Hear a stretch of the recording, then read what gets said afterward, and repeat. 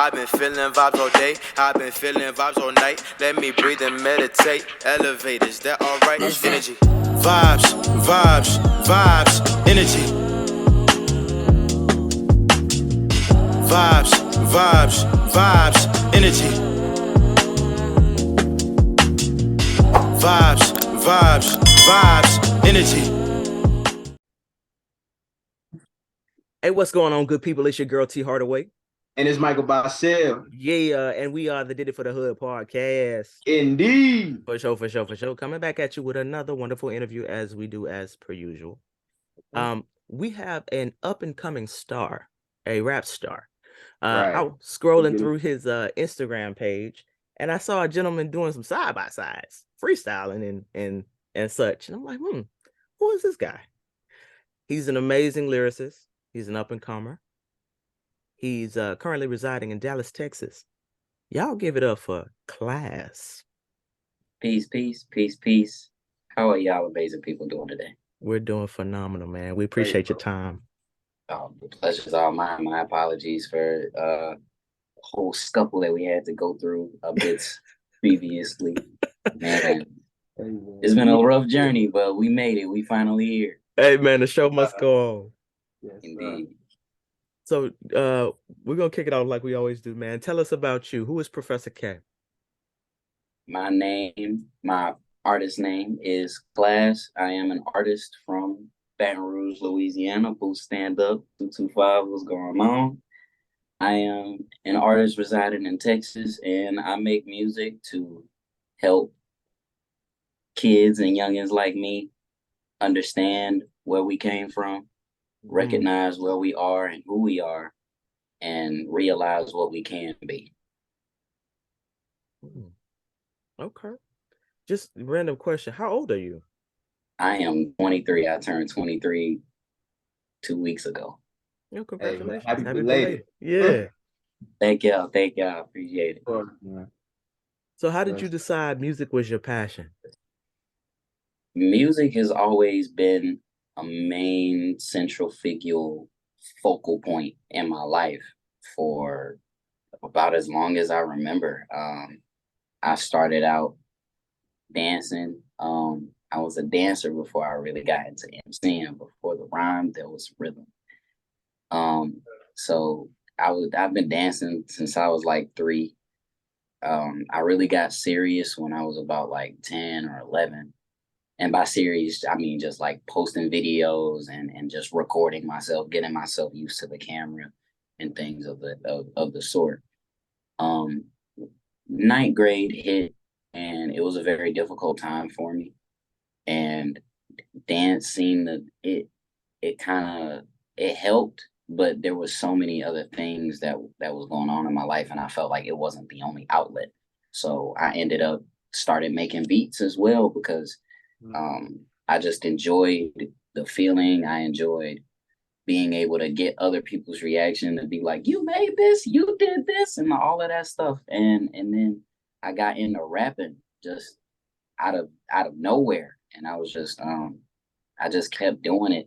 I just kept doing all 3 until eventually I started steering more so towards the music side rather than actually dancing towards it. So And so dancing wise, you was on some like b-boy stuff, like you like step up type of thing, or like you was like ballet contemporary. It was on some step up type stuff. I was doing mainly like hip hop type stuff, but I was mainly one of those, like, I wouldn't say weird kids, but one of those unconventional kids who would just listen to dubstep like blaring in my ears, destroying my eardrums.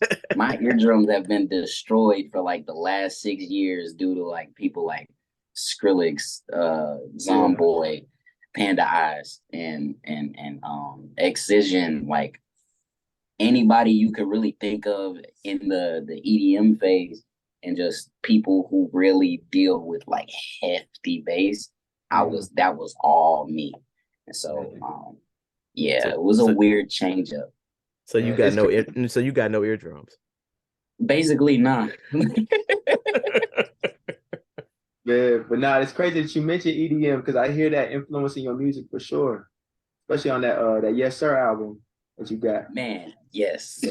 That signifies, that album really signifies like me transitioning from EDM more so to I wouldn't want to say trap, but that was kind of like a trap album. That the intent was to make really fun songs that I could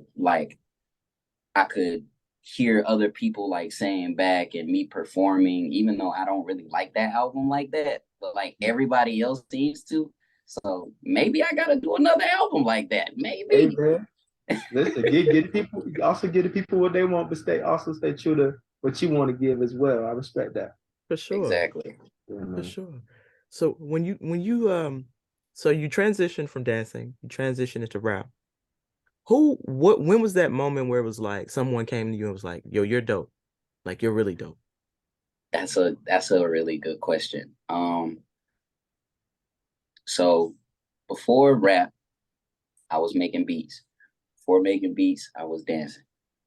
Everybody really knew that, and I was singing a little bit, but that wasn't really like, you know, I could sing, and people was like, "Oh, you can sing." Ever since my childhood, right? I grew up in a religious home, so I was placed in choir a couple of times. I was singing in the kids' church choir and all of that stuff. bro.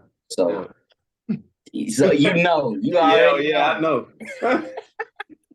But yeah, going from that, going to making beats, I'd say making beats was probably the first time I really caught the bug. And even though I was rapping at around the same time, my main focus was really making beats. I had it in my mind that I wanted to be a producer. So that was what gave me that first feeling of like, you can do music in general. But to be more specific to your question, as far as rap, what really gave me that bug to keep going was my uncle. My uncle was also a rapper. Shout out Jay Bleezy.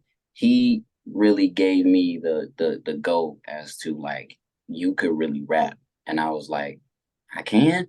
All right then. So it it it became a sense of like not only validation but therapy for me. And I would use that to kind of like ventilate my frustration for whatever goes forth. You know what I'm saying? Whereas, dancing was more so of a safe haven for me.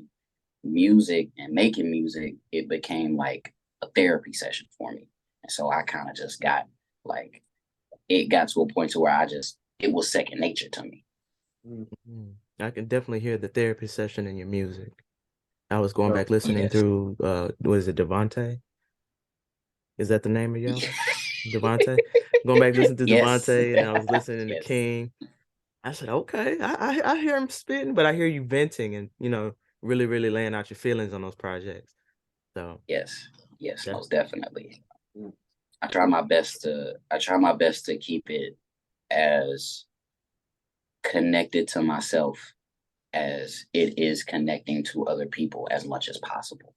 And I feel like a lot of people get lost into that. Like once you lose that connection with yourself, I feel like the only thing that you really have left to lean on is this image that you have created, or this quote unquote facade or second face. And it's like, if I don't really have certain tracks or certain projects that mainly pertain towards me, I feel like I will lose myself in the name of class or whatever alias that I create later on. And I just wanted, that's where a lot of it comes from. Absolutely. Yeah. So I know that your uncle gave you the go as far as just like saying like, oh yeah, you can rap. So yeah. Is your family very instrumental in like introducing you to a lot of music that you grew up on? Yes. Yeah. Very, very different, I guess, very different discographies of music that I've tapped into little by little. Like, obviously, being a young man of color, I grew up around a lot of soul, a lot of funk, a lot of jazz, a lot of, I grew up around a lot of that, but also being somebody from the South, I grew up around a lot of trap, a lot of people mainly from Louisiana, like Webby, Hurricane Chris, Mac Main, Young Money, Birdman, Plies, all of the everything that you can imagine from the South all the way down.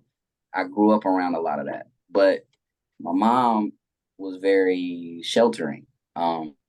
Much love to her. And I felt like it was all for the better because once once I got older, I started gravitating towards north, like North and East Coast hip hop. That's where I feel like that's where a lot of my inspiration comes from.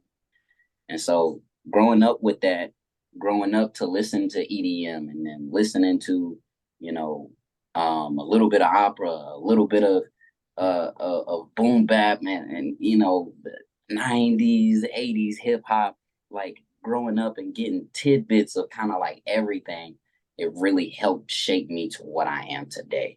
And a lot of my family has a lot to do with it. Mm. You know what, that question actually that leads into my next question. And actually, who does a lot of your production? Because it's a lot of great production, a lot of great beats. We were sitting here just listening to it like earlier today, talking about it. Like, who's doing your production? Man, I just have a really good ear. If it's not me, because um I've done almost all of my first album. I've done a good bit of my second album, which is Yes Sir. My third album, Devontae, those were a lot of beats that I that caught my ear on BeatStars. And there's a couple, it seemed like the more that I began to like want to rap more and make more songs, it seems like the less that I'm getting into producing, which is a problem. But if it's not me, it's usually something that catches my ear on BeatStars. Are you doing all your own engineering? Yes, like got my mic, all of that stuff, everything that you've heard from me within the last 4 albums has been all done from my bedroom. Yes, sir. What were you saying, Mike? I was saying, why do you think that's a bad thing that you're not producing your own stuff? Man, because it creates a lot of different issues as far as just like ownership and as far as just like other things as far as the business wise. It just makes everything a lot more difficult to be able to mitigate through along the lines, dealing with leases and dealing with even dealing with sample clearing. Like it'll make, even though I still have to deal with that sometimes if I'm making the beats, but like it's a little easier because it keeps more money in your pocket if you are able to make the beats yourself. And so, Right. you know, dealing with that is kind of difficult to mitigate to, but there's a lot of people out here that like creates things and I'm like, oh man, I know that I can't make a beat like that yet, but I don't want to wait until I do. So I'm like, I just gotta get that track. And you know, I'll end up buying out tracks a lot more, but you know, at the same time, I still gotta get back into my producer bag. So a lot of my production is just due to me having really good ears, even though, you know, my eardrums are shot, but that don't mean they don't work. You feel me? Okay, nah, that's real talk though. And I love how you said not yet either. But it's just like it shows that you, I mean, hey, like you put out your first album, what, 2020? Yes. Right? Yeah, man. So like what really like why did you choose then to start putting out your music? Honestly, I chose then because I told myself, why not? And screw it. You know what I'm saying? Uh, I've been, even though I put out my first album in 2020, I've been writing since like 2014. Like Wow. I started rapping when I was in like when I was around like ninth grade, and really eighth grade, really. But I it got to a point to where at that point in time, I was very timid. I was very timid and I was concerned about whether everybody else was gonna like me or not. Am I dope enough? Am I enough? And it got to a point to where I was like, screw this. I'm tired of waiting. I'm done. I'm putting something out, even if nobody else seen it. And based on that, that might have been the best decision that I've ever made in my life. And I can't thank myself enough for it. Hey, shout out to self. Yeah, for Shout out sure. to self. I want to thank me. Okay. You can definitely tell that you've been writing much longer than you've been rapping because your pen game is sick. Your pen is sick. I was like, what did he say? Nah, yeah. To the We were wordplay, literally like like, replaying some of the stuff you said. We were like, wait a minute, run that back. What did he say? yeah, So it's fine, punchline, bro. Lord. On Yeah. that bar, it'd be all them 4-bar hits, man. I'm telling you. You know what's crazy? I heard something from Fonte. Fonte was teaching a class that I was attending, and he was basically saying that like your first 4 bar, if there's nothing really more important in a 16, your first 4 and your last 4, you gotta catch someone in your first 4. Nothing else really matters as long as your first 4 hit and you get to that 8 bar and you come up with a nice line. You just need to open it and close it well. And I basically taken that and I've kind of ran with that. Hey, that's knowledge for even myself, because I also rap too, bro. So I'm like, Fire. oh yeah. Fire. That's what's up. So So my question But becomes, yeah, you're a rapper, you're a producer, dancer. Fine, I don't know if you dancing much anymore, but you dance. What do you actually a want to little do bit. in it? A little bit. What is your long-term goal in the industry? What do you want to do? To do everything that I can. To do everything that I can. And it sounds a little vague, but I never know where my mind will take me in this situation, dealing with just being entertaining. There's a lot of things that I feel like I can do. I feel like I can act a little bit. I might try acting.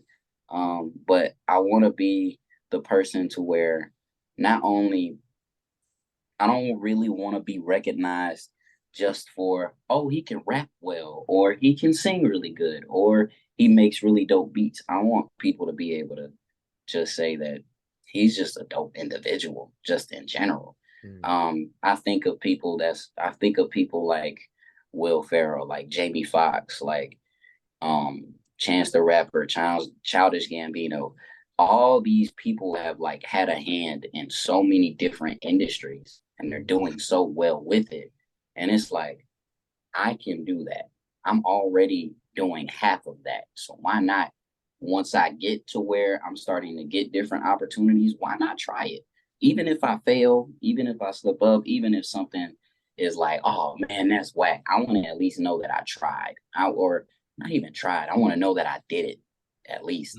And I have an ability to be able to look back and be like, I can do better than this and I can keep going from here.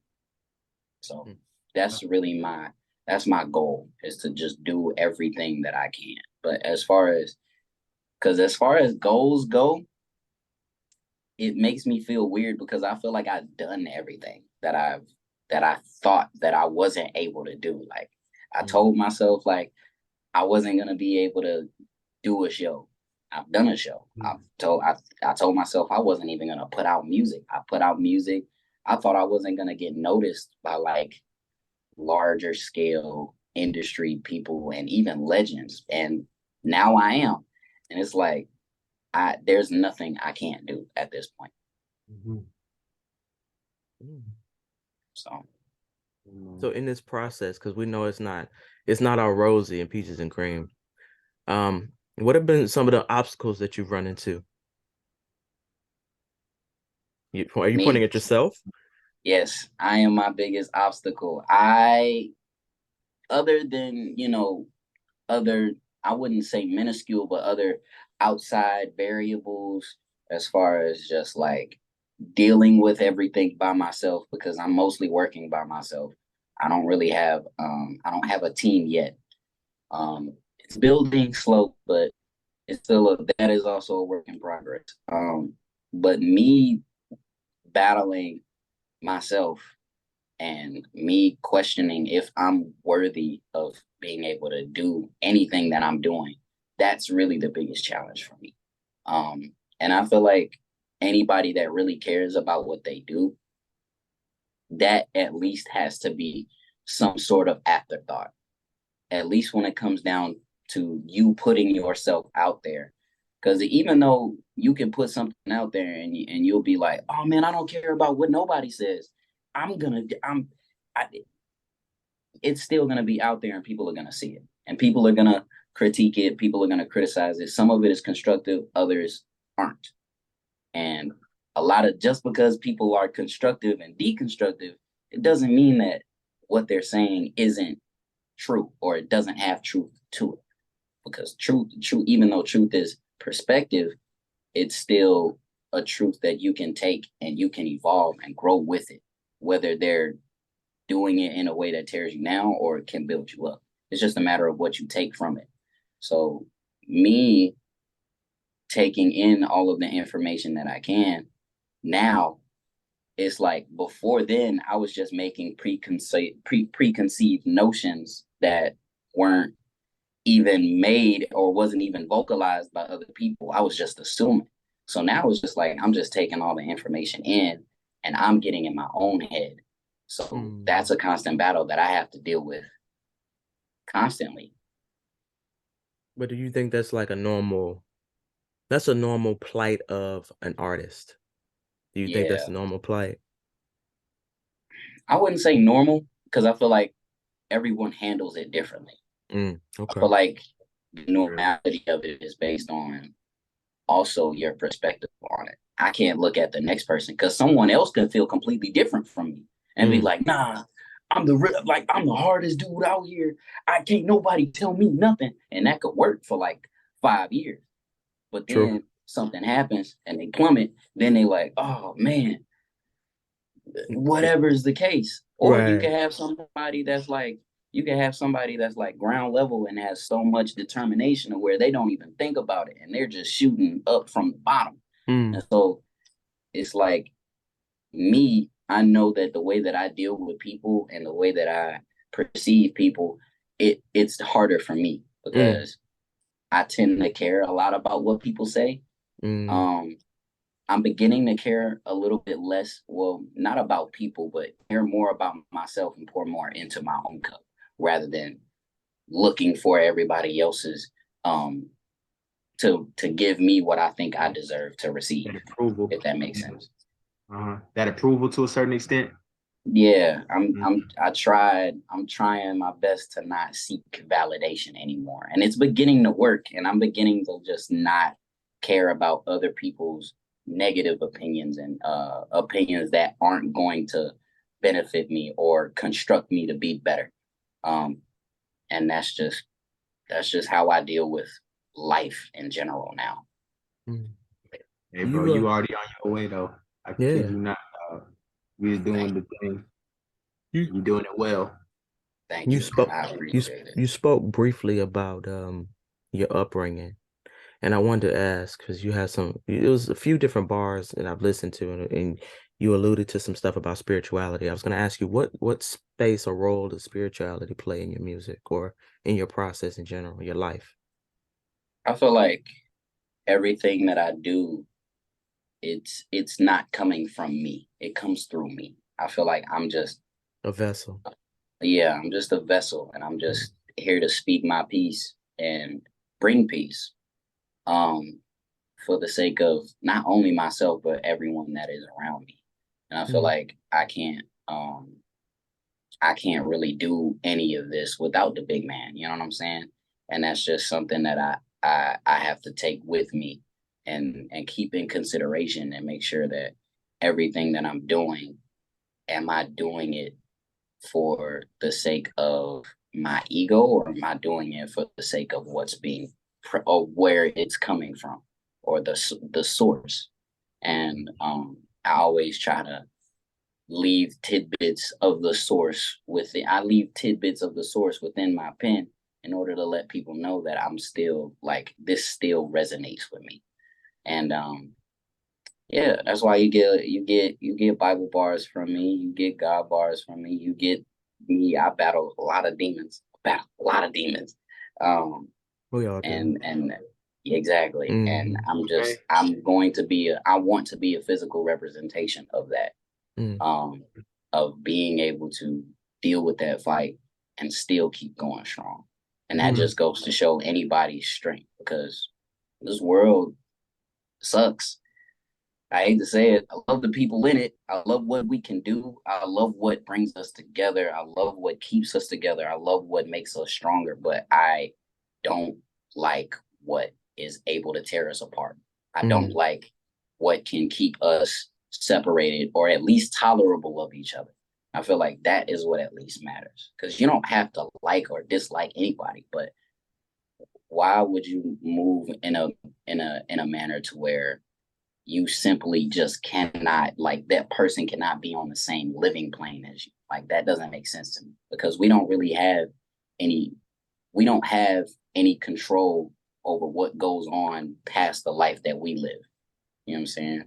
And all of that is just a big question mark.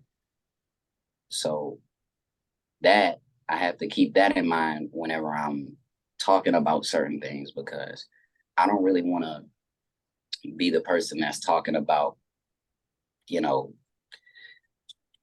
capping people in my rhymes and stuff like that. Like, it is not something that I want to glorify, but it is something that I am at least knowledgeable of. Being around it, being in environments that are cold, that are heartless, that are very isolated. I understand what that looks like, and I understand the mentality behind it. So a lot of the people that I grew up around,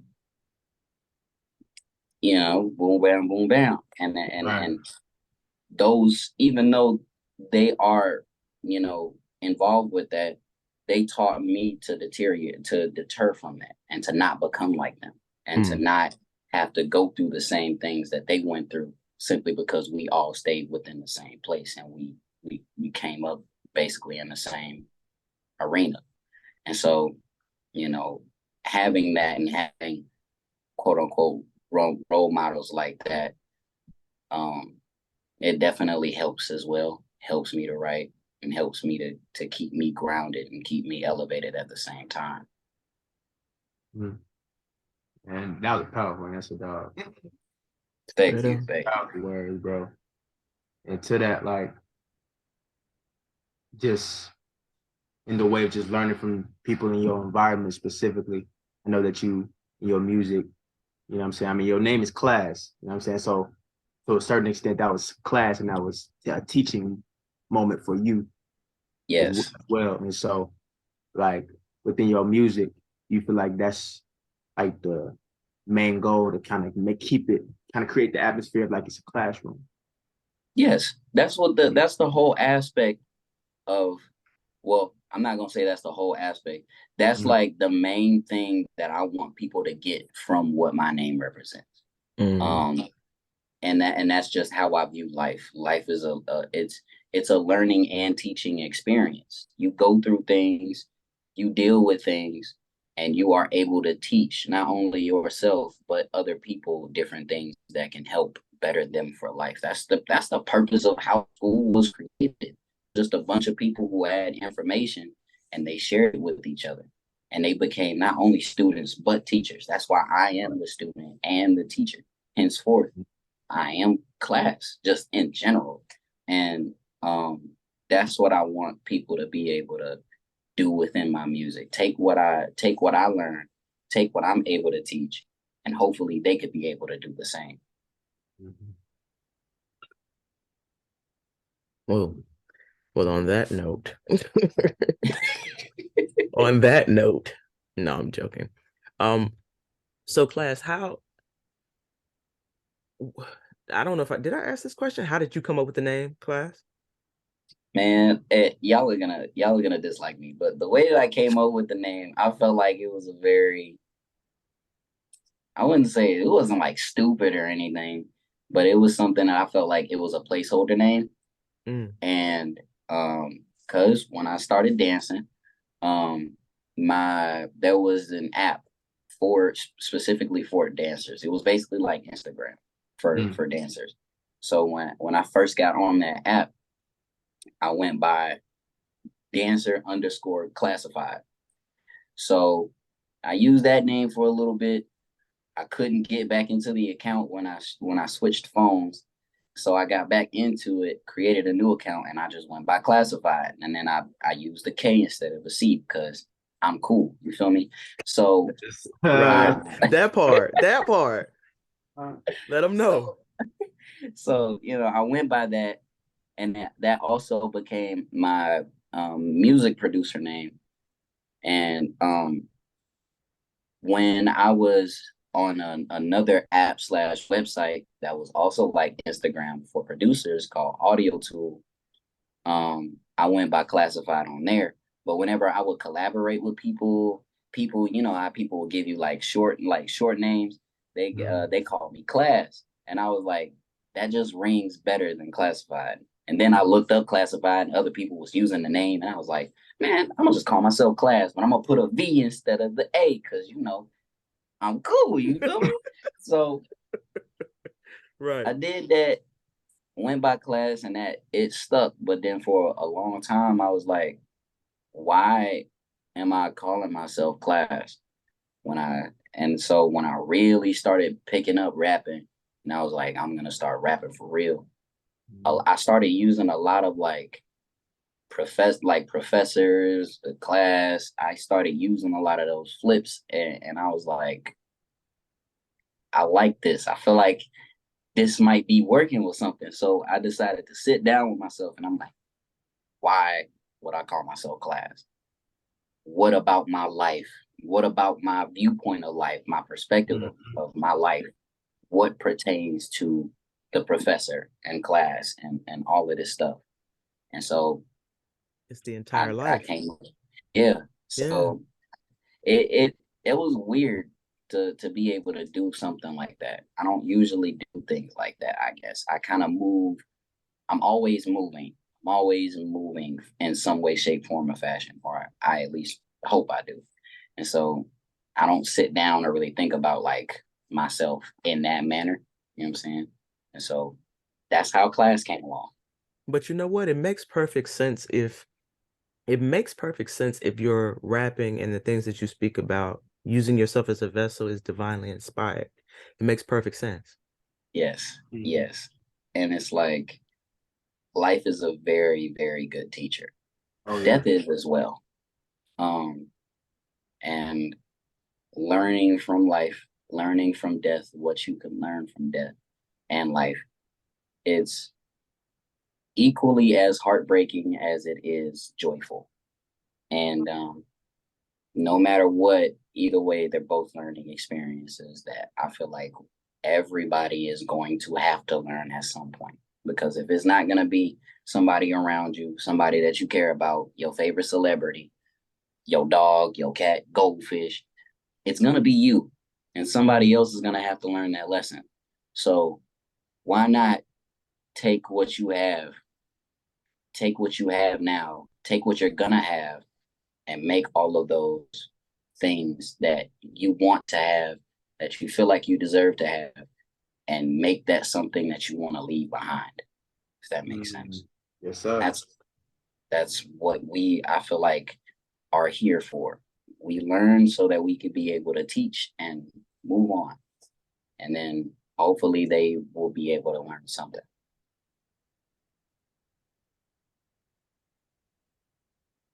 I'm getting full off this interview, and I haven't even eaten since like 2:00, bro.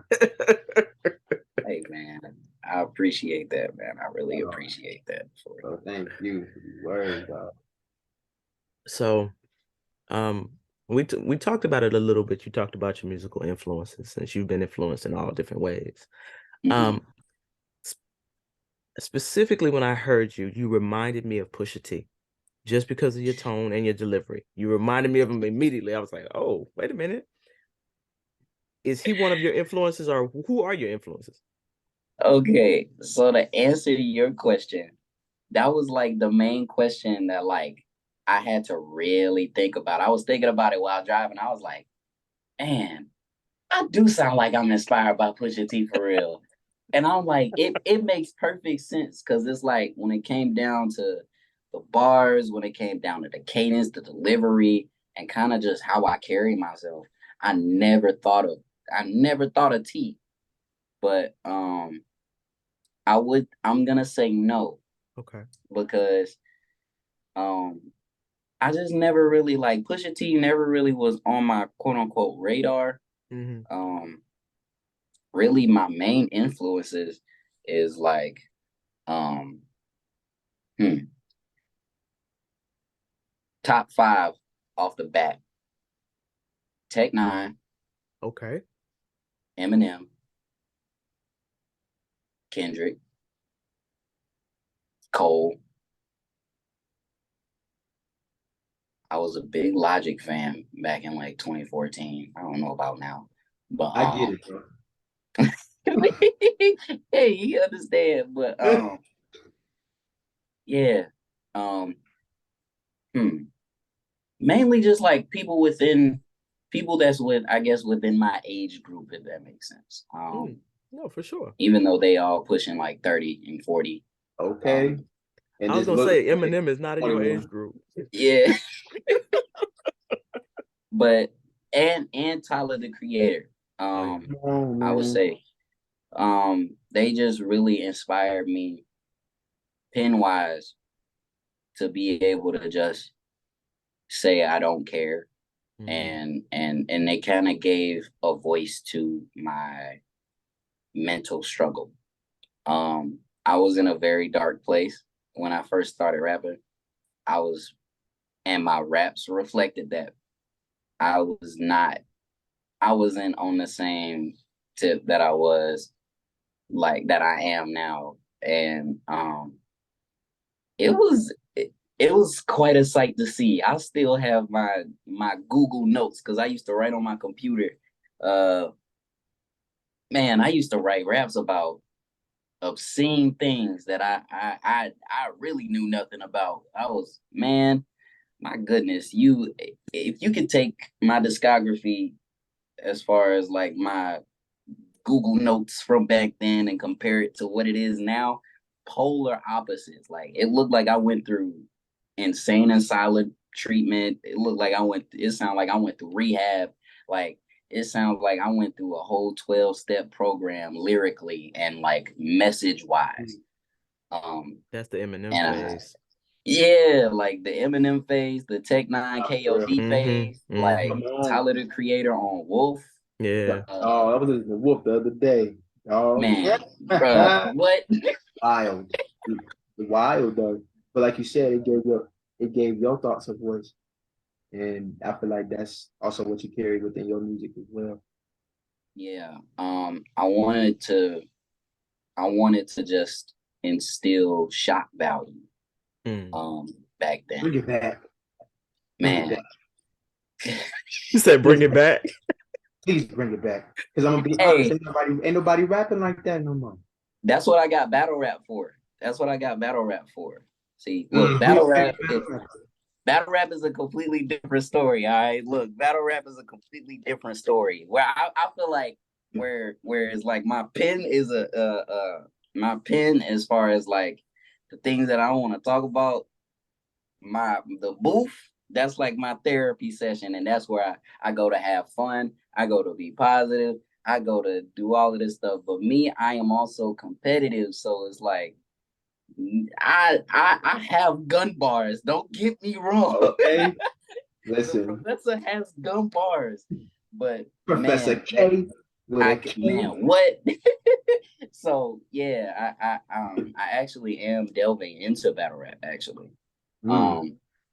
So dealing with that and just kind of like mitigating through that, it does seem a little like two-sided. I'm still figuring myself out with battle rap. That's like right now I'm in the baby stages, so like dealing with that with my newly sharpened pen, it is definitely like a challenge mitigating that. So I don't know.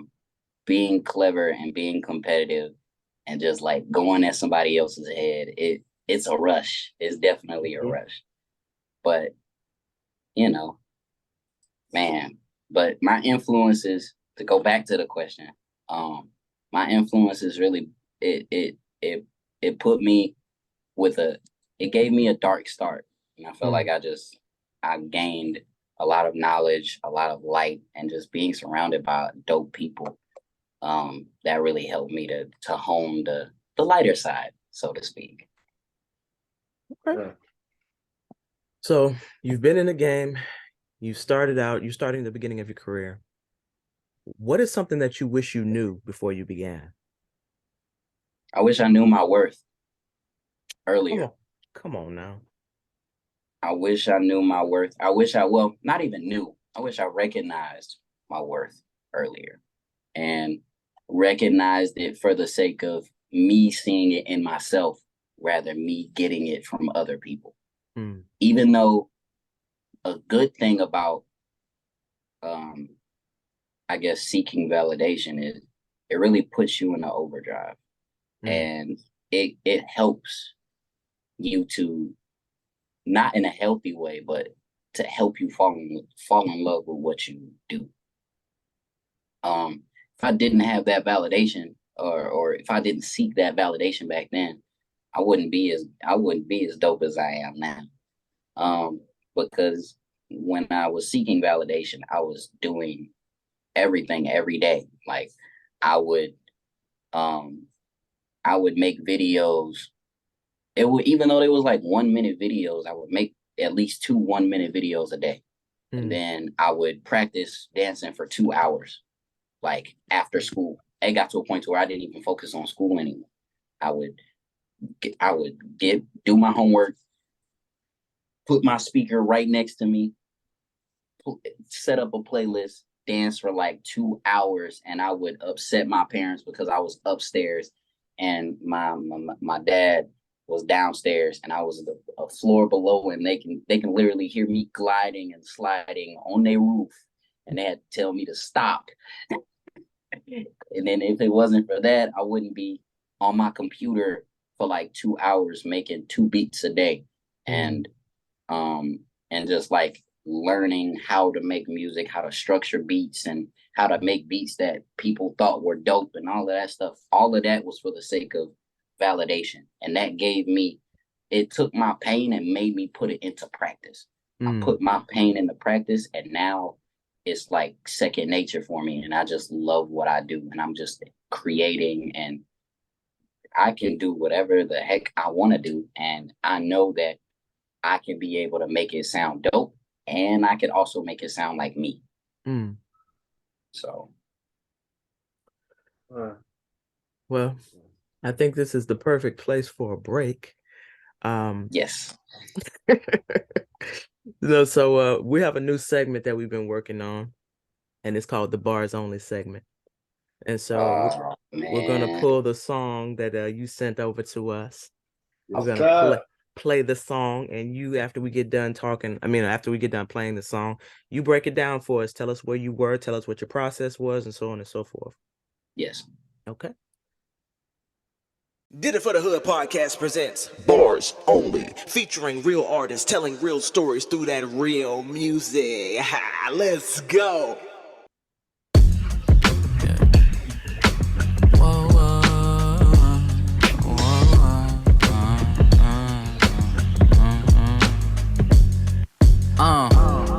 Taking a second to dwell in reflection. I used to be so misguided by all my false perceptions that wasn't even my own. I was a kid picked on by all my peers that had yanked a few tears out of me a couple times.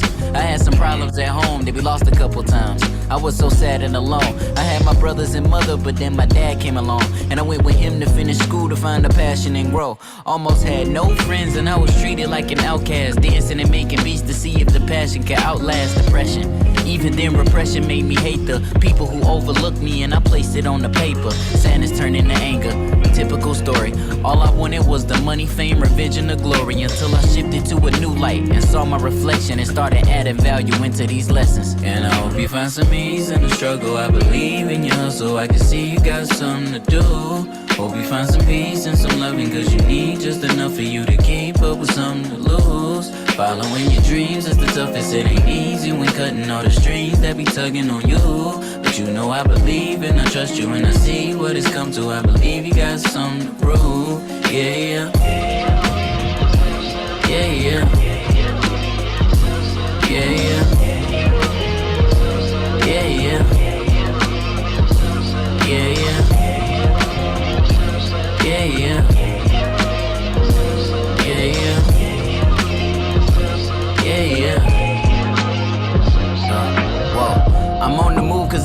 about time. Niggas quick to grab a pen to make a hit. I really used to doubt minds. Barely shared them with the outside. Cause niggas up you, then they switch like Mrs. Doubtfire. You can never doubt fire. That came from the passion that I create. And all these hollow niggas cannot relate. I'm planting seeds so my family tree can make the finest grapes. They swerving fast until they crash, but me, I'm driving straight. How can I not be great? Okay, I knew I was different since age 11. They take the highway to hell while I'm using the stairway to heaven. My stride long, but a baby stepping. Cause niggas only use the brakes for when you breaking leverage. Niggas like what you say, but don't appreciate the message. Letting life pass you by will not alleviate the stress. And set your blueprint and they gon' try to abbreviate your methods. They sleepwalking, but I like to be awake when stepping. Some people hate to learn, so they skipping the fun classes. Too high to look up until everything just comes crashing. Closing off the hearing until they see them guns blasting. So I'ma have to use my ears to hold my vision like sunglasses. I hope you learned a little something about me. Still rapping even if I won't ever be crowned king. To be honest, I ain't tripping off the game. I'ma have a good day and I'm hoping that you do the same. And I hope you find some ease in the struggle. I believe in you so I can see you got something to do. Hope you find some peace and some loving, cause you need just enough for you to keep up with something to lose. Following your dreams is the toughest, it ain't easy when cutting all the strings that be tugging on you. But you know I believe and I trust you and I see what it's come to. I believe you got something to prove. Yeah, yeah. Yeah, yeah. Yeah, yeah. Yeah, yeah. Yeah, yeah. Yeah, yeah. Yeah, yeah. Yeah, yeah.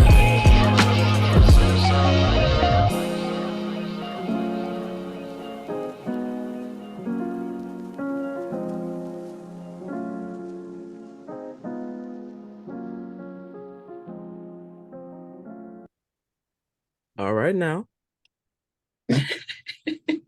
All right now. I have to slow down on using the N word. I'm not even gonna lie. I've been doing better. But I'll explain all of that a little bit later. All right. But tell us about it. Explain it to us. What was that song? Where were you at mentally? What was going on? That song was literally like an autobiography of everything that we just talked about within the last. Yeah. Literally. So I ain't no cap in my rap. You feel me? Okay. Like your talk though. But man, where I was at, I wrote that last year in March, actually.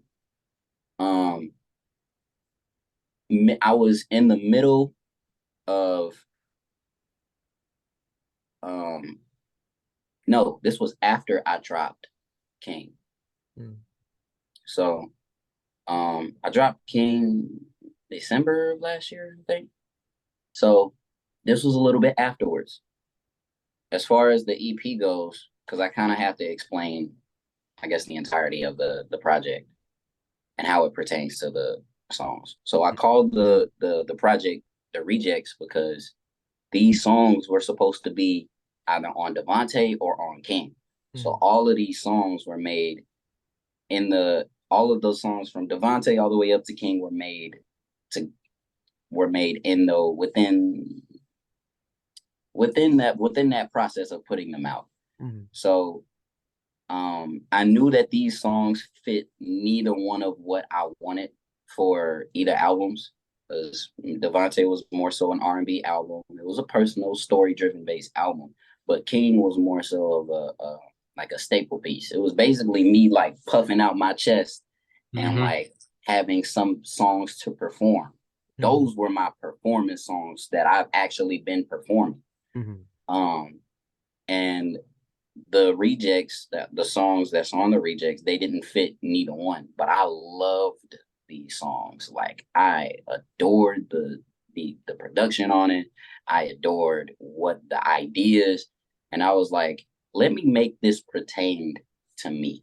And so the Rejects is kind of me just like spilling my heart over these instrumentals that I love so much, that I haven't fully bought yet.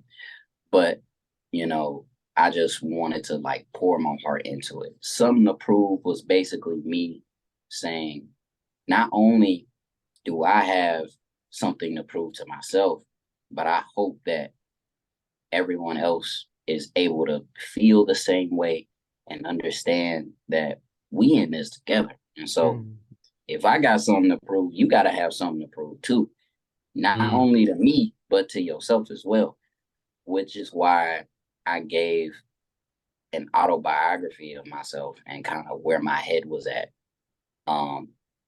That was the most, I know I said music was like a therapy to me, but like that was the one time where I actually utilized the idea of what a therapy session is to me. And so like I legit like gave myself, like poured my life into it, my thought processes. So like if you listen to the rejects, that's me. It's not a character that I created. It's not really me puffing out my chest and me being just a dope MC. Like that's me being that. Like the rejects is not class. That is me. So that's mainly what that track is to me. That's what that EP is to me. And even with you saying like, I forgot what the bar was specifically, but you was just talking about like being 11 and just like really being isolated, being alone to a certain extent. Yes. Yeah. I knew I was different since age 11. They take the highway to hell while I'm using the stairway to heaven. My stride long, but I'm baby stepping. Because niggas only use the brakes for when you breaking leverage. I don't know if you was asking for a breakdown of that or anything. Hey, if you want to break it down, go ahead. Yeah, break it down, bro. Yeah, my fault. I didn't know if there was like, you know what I'm saying?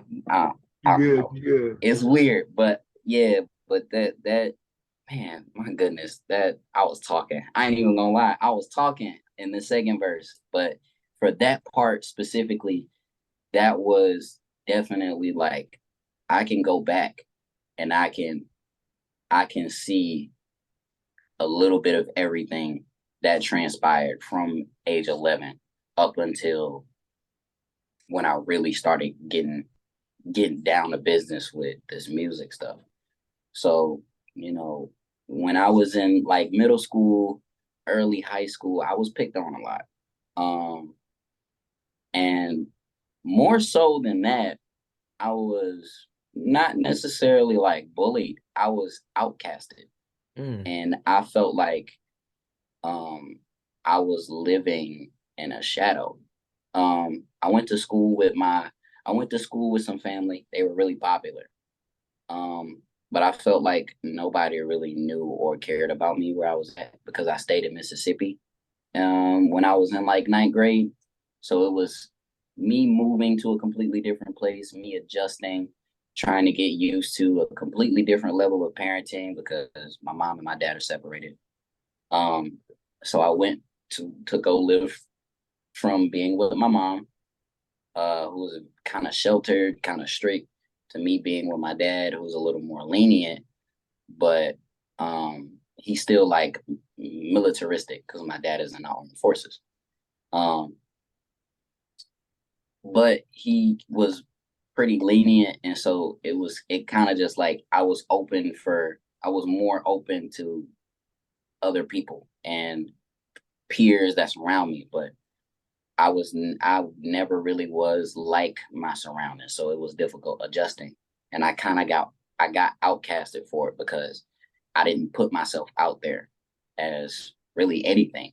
If I wanted to be a rapper, and it's not necessarily a regret, but if I wanted to be a rapper, I could have been that, and I could have put myself out as that, and maybe I could have been more known to be that, but I never did. I kind of just kept everything like in my room, and it made me seclude myself and isolate myself, and I felt like I wasn't accepted.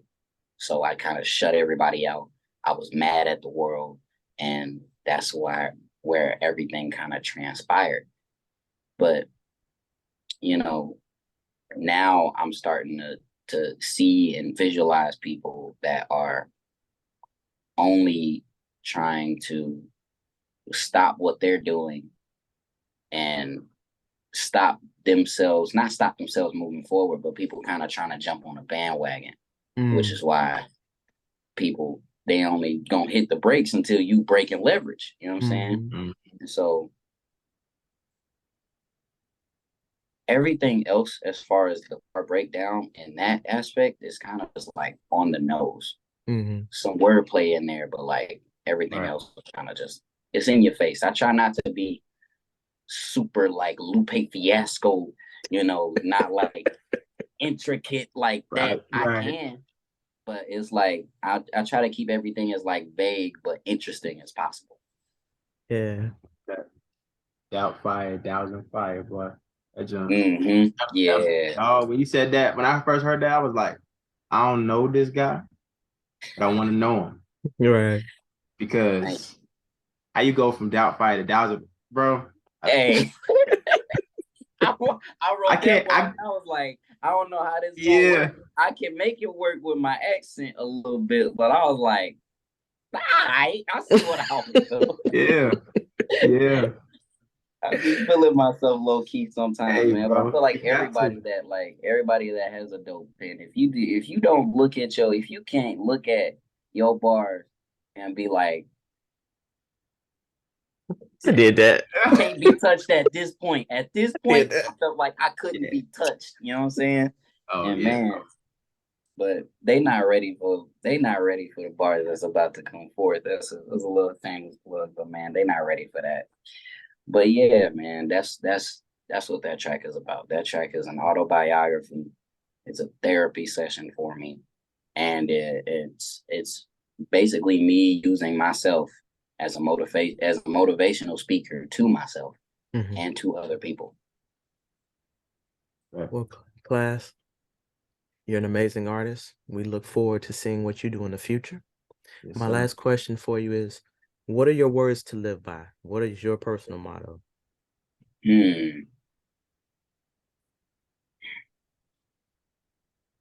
That's a very good question. Put you on the spot.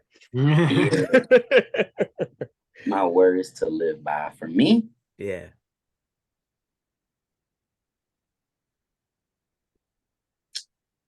I have a couple. Okay. God is good. All the time. All the time? Right. All the time and all the time. God is good. Yeah. Have a good day. Have a good day. You can do it. Screw it. That's another one that I've been doing. I've been telling other people to do it, man, because there's quite a couple of people, even people that I really care about, people that I rock with heavy, and they be doing the same way that I do. And I'd be like, man, look, it's difficult taking your own medicine and practicing what you preach, but like it's worth it. Just so I can be able to do it, like screw it. Just do it. Why not? If you able to, if I can, just do it. Don't trip. Don't trip too much. Keep calm. Do what you can. Be what you can. And be better than that.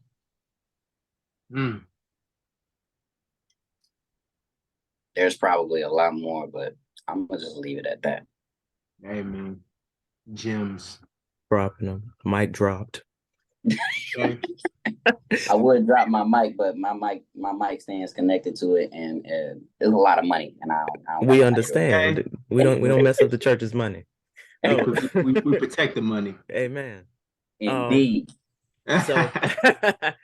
So thank you, class, for coming on.